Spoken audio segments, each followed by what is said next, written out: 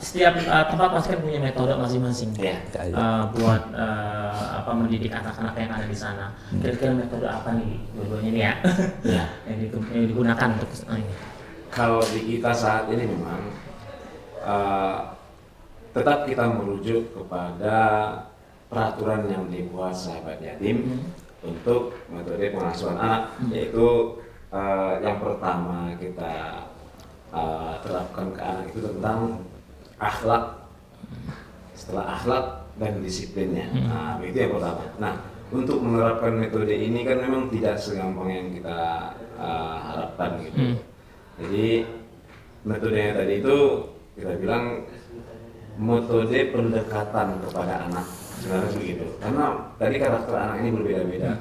Ada yang pengennya memang hanya ngomong sekali udah bisa ngerti nih, seperti yang dibilang Nabi Iwan tadi. Ada memang kita ngomong berkali-kali baru dia mau menerapkan apa yang kita arahkan.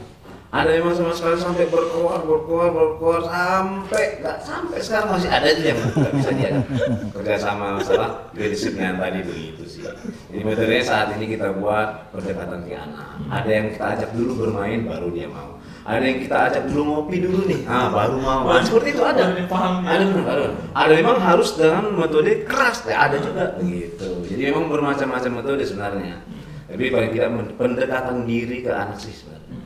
Bagaimana kebiasaan si anak sehingga dia bisa mau menuruti apa yang kita sampaikan begitu. Iya, kalau untuk Mas itu mungkin nggak jauh beda ya, karena dia kan tadi jiplak dulu sama saya. Jangan-jangan di luar udah ngomong dulu kan ya. Jadi saya nggak mau nambahin doang. Tapi jangan dikurangi ya. Jangan, harus ditambah. Jadi salah satunya ya itu persuasif. Jadi kita harus kenal dulu anak, kemudian anak pun harus kenal kita. Cuma metode-metode yang lainnya, jadi kita pun nggak bisa proses pendisiplinan itu dengan keras, tapi kadang-kadang dengan lembut juga. Tapi kadang-kadang dengan sebuah tulisan atau sebuah karya mereka. Oh, kamu ngerti ya? Coba terapkan ini. Tapi kadang kalau lagi mangkal ya udahlah, podo ae. Jadi pada prinsipnya insya Allah sama ya. Ya dengan konteks kita Islam bahwa akhlakul karimah. Jadi susunan-susunan dari agama lah yang paling kita penting. Karena sholat itu kan bagian dari proses pendisiplinan. Ketika kamu sholatnya tepat waktu, maka itu Anda mendidik untuk disiplin. Itu poinnya sangat ringan. Jadi nggak usah banyak-banyak ya pertanyaannya.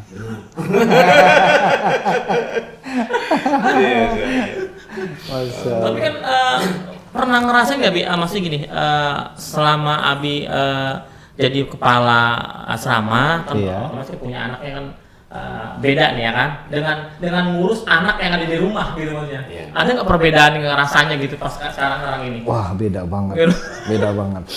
Tapi anak kita jadi terbawa disiplin. Nah, itu sisi baiknya. Sisi baiknya itu ya. Kan biasa kalau kita anak sendiri nggak ada aturan kamu harus cuci piring habis makan, nggak ada. Kalau punya pembantu. Kalau enggak uminya yang capek. Kalau sekarang di asrama kamu harus belajar untuk makan, kemudian cuci piring sendiri. Oh gitu. Itu poinnya. Sama. Itu bisa sama. Kayaknya janjian kayaknya. Saya nggak demen gitu. Nggak usah. Iya sih mas. Jadi kalau di kita itu anak-anak ini awalnya kita hampir ya bisa dibilang memang dulunya mungkin kita jarang berhadapan seperti anak seperti mereka. Kadang rasa emosi, rasa apa kalau kita sih bilang gerem, tapi ini kan anak yatim, mereka mungkin dan mereka memang masih anak-anak begitu ya, anak-anak seperti ini rupanya. Memang melatih kesabaran, bukan hanya mendidik anak, kita malah yang belajar dari para anak itu. Sebenarnya kita yang belajar dari anak-anak ini.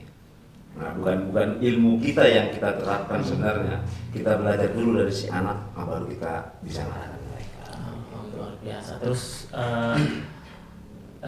kondisi sekarang gimana asrama? Maksudnya anak-anaknya udah mulai pendisiplinannya sudah mulai bagus atau tidak? Dan terus bagaimana dari apa ya namanya sekolah kan biasanya kan ada yang punya prestasi atau gimana? Ada. Alhamdulillah kalau di Medan Aksara ada 3 anak yang SMP dan sekarang alhamdulillah sudah naik kelas 3 SMP dan mereka bertiga, sebenarnya mereka berempat di satu sekolah nih. Nah, satu kelas juga, tapi yang berprestasi ya, tapi sebenarnya berprestasi semua anak-anak gitu.